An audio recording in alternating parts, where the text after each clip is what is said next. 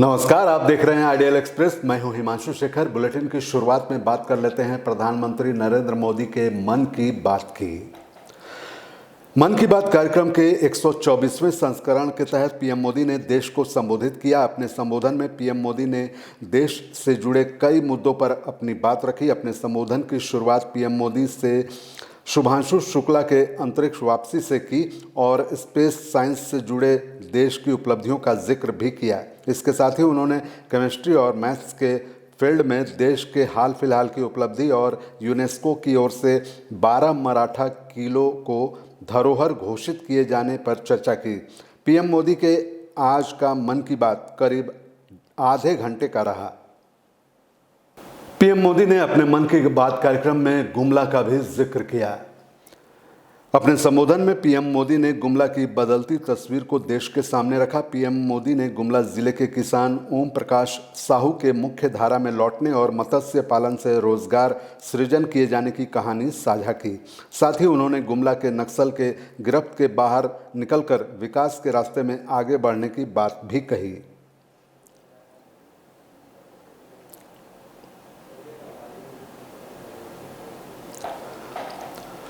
उधर प्रधानमंत्री नरेंद्र मोदी के मन की बात के कार्यक्रम का आयोजन मोतिहारी में भी किया गया। ये आयोजन मोतिहारी के मोदी मोमेंटो सभागार में किया गया, जिसमें काफ़ी संख्या में लोग मौजूद दिखे। इस बार मन की बात कार्यक्रम में पीएम ने स्वच्छता अभियान, वास्तुकला के साथ साथ विभिन्न मुद्दों पर बात की। ये पीएम नरेंद्र मोदी के मन की बात का 124वां एपिसोड था, जिसको लेकर लोगों में काफ़ी उत्साह रहा। इस दौरान भाजपा नेता और समाजसेवी यमुना शिकारिया भी मौजूद रहे।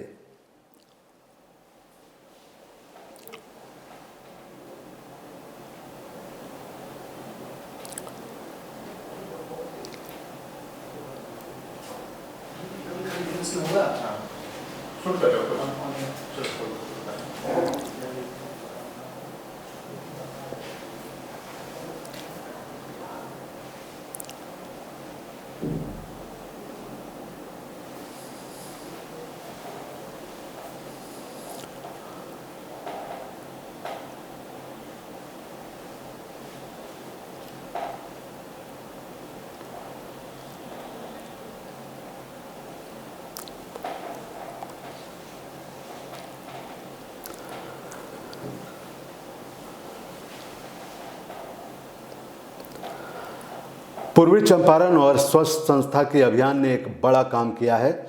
एसएसबी 47वीं वाहिनी रक्सौल की एंटी ह्यूमन ट्रैफिकिंग टीम एवं प्रयास जुवेनाइल एड सेंटर पूर्वी चंपारण व स्वच्छ संस्था की संयुक्त अभियान ने एक बड़ा काम किया है। इन्होंने कस्टम चौक इंडो नेपाल बॉर्डर रक्सौल से एक व्यक्ति के साथ एक नाबालिग लड़की को मानव तस्कर से मुक्त कराया है। बता दें कि गोपालगंज का रहने वाला धीरेन्द्र आलम सोशल मीडिया के माध्यम से नाबालिग को अपने प्रेम जाल में फंसाया और दोस्ती के बाद शादी का भी प्रस्ताव रखा, जिसके विश्वास पर नाबालिग भारत से काठमांडू जाने को राजी हो गई। समय रहते उचित कार्रवाई करते हुए एएचटीयू, एसएसबी और एनजीओ की टीम ने नाबालिग को गलत जाल में फंसने से बचा लिया।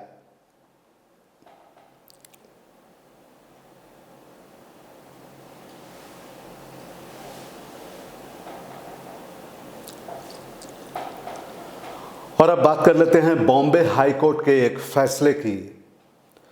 महाराष्ट्र के सतारा के रहने वाले सदाशिव को पत्नी प्रेमा को आत्महत्या के लिए उकसाने और क्रूरता के मामले में सजा मिली थी। सेशन कोर्ट ने 1998 में पत्नी की मौत के बाद उसे दोषी माना था। इसके बाद पति सदाशिव ने हाईकोर्ट में अपील दायर की थी। इस पर बॉम्बे हाईकोर्ट ने यह फैसला सुनाया है। हम आपको बता दें कि बॉम्बे हाईकोर्ट ने 27 साल पुराने केस में पति को बड़ी राहत दी है।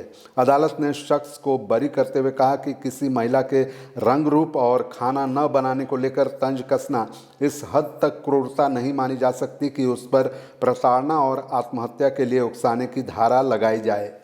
जस्टिस श्रीराम मोडक की पीठ ने कहा कि पति की ओर से अपनी पत्नी को उसके गहरे रंग को लेकर और ससुर की ओर से उसके खाना पकाने के तरीकों को लेकर ताने देना भले ही प्रताड़ना हो सकता है, लेकिन यह इतना गंभीर नहीं कि उसे आपराधिक दायरे में लाया जा सके।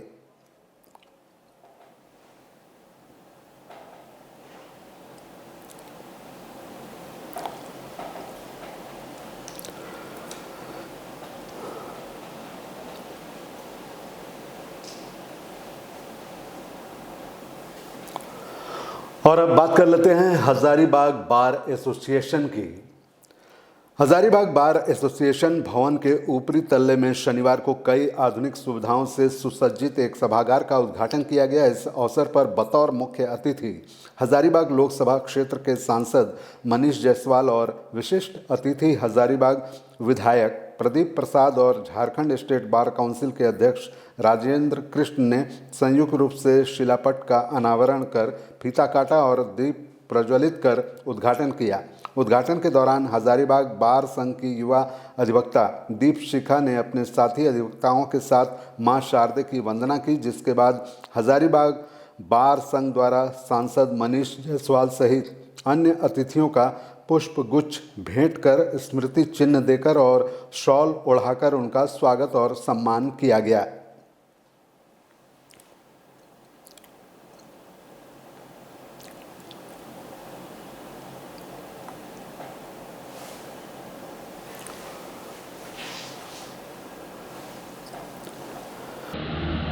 हम लोग न्यायपालिका में न्याय दिलाने के लिए पेड़ के नीचे बैठ करके, इसका एक उदाहरण हम लोग यहाँ भी देखते हैं। अगर ऑपोजिट साइड में अगर हम लोग जाएंगे तो वो जो पूरा जो रास्ता अंदर में आता है उसके बगल में जो पेड़ के छांव में बैठ करके आज भी लोग काम कर रहे हैं। इस समस्या का निदान सरकार ने किया है। ये बार काउंसिल के भवन का जब निर्माण हो जाएगा, ये जो G+3 का जो भवन होगा या G+4 का भवन होगा, उसमें हमको लगता है कि 400 से 500 लोगों के बैठने की व्यवस्था होगी। तो हमको लगता है कि ये जो प्रॉब्लम है आपका, ये पूरी तरह से समाप्त हो जाएगा। विकास एक सतत प्रक्रिया है। जब वो मिल जाएगा तो किसी और चीज की जरूरत पड़ेगी। जैसे पहले कुछ नहीं था तो आपने धीरे धीरे करके। बढ़ते हैं अगली खबर की ओर और बात कर लेते हैं बिहार के मोतिहारी के दीदी रसोई की। मोतिहारी पुलिस लाइन में चल रहे पुलिस प्रशिक्षण केंद्र में प्रशिक्षण ले रहे युवाओं को स्वच्छ, पौष्टिक और संतुलित भोजन उपलब्ध कराने के उद्देश्य से जीविका दीदियों द्वारा संचालित दीदी की रसोई का विधिवत शुभारंभ किया गया। इस अवसर पर जिलाधिकारी सौरभ जोरवाल और पुलिस उपाधीक्षक स्वर्ण प्रभात ने संयुक्त रूप से फीता काटकर इस रसोई का उद्घाटन किया। इस अवसर पर जिला परियोजना प्रबंधक जीविका गणेश पासवान के अलावा सैकड़ों पुलिस के जवान और जीविका कर्मी उपस्थित रहे।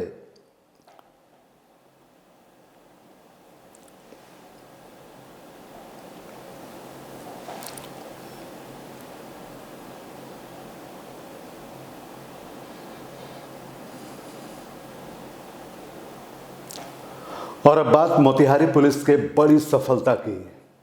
मोतिहारी पुलिस के हाथ लगी एक बड़ी सफलता। जी हां, अपराध की दुनिया का बेताज बादशाह मुकेश पाठक को पुलिस ने गिरफ्तार कर लिया है।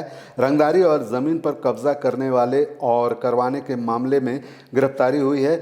बता दें कि मुकेश पाठक पर बिहार के विभिन्न थानों में दर्जनों गंभीर मामले दर्ज हैं। बिहार में हुए इंजीनियर हत्याकांड से मुकेश पाठक सुर्खियों में आया था।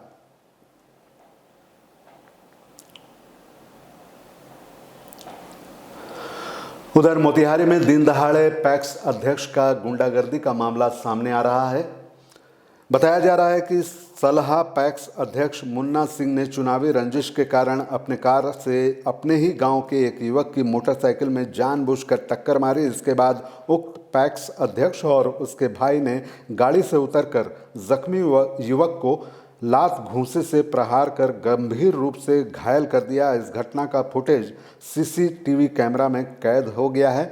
ये मामला गोविंदगंज थाना क्षेत्र के भेलानारी पेट्रोल पंप के समीप की है। गोविंदगंज थाना क्षेत्र के झखरा निवासी घायल सुमित कुमार सिंह का फिलहाल अरेराज अनुमंडलीय अस्पताल में इलाज चल रहा है।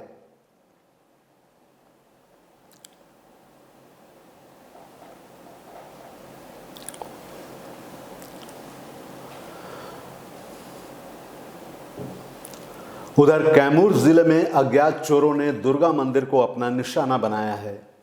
कैमूर जिले के दुर्गावती स्टेशन रोड स्थित प्राचीन मां दुर्गा के मंदिर को अज्ञात चोरों ने निशाना बनाया। मंदिर में विराजमान मां दुर्गा के प्रतिमा में लगाए गए सोने का आंख, मांग टीका, नथिया सहित सारे आभूषण और साउंड मशीन भी अज्ञात चोरों ने चोरी कर ली है। इसकी सूचना मिलते ही पुजारी द्वारा थाने में आवेदन देने की बात कही गई है। आवेदन मिलने के बाद आगे की कार्रवाई की जाएगी।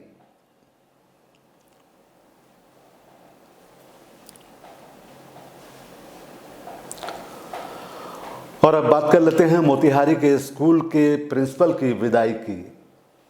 मोतिहारी के सुगौली नगर में नवसृजित प्राथमिक विद्यालय पवरिया टोला सरकारी स्कूल में करीब 7 वर्ष रहे एक प्रधानाध्यापक के लिए विदाई समारोह का आयोजन किया गया। इस दौरान स्कूली बच्चों की आंखें नम नजर आईं। खबरों का सफर यहीं तक। मुझे दीजिए इजाजत। बने रहिए आइडियल एक्सप्रेस के साथ। नमस्कार।